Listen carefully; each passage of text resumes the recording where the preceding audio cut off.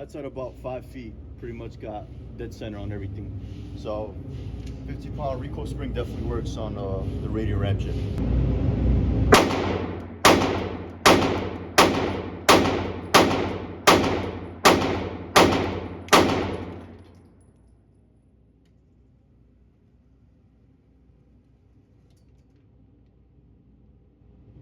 That's pretty good. Let me try to get dead center now. Put one bullet in here.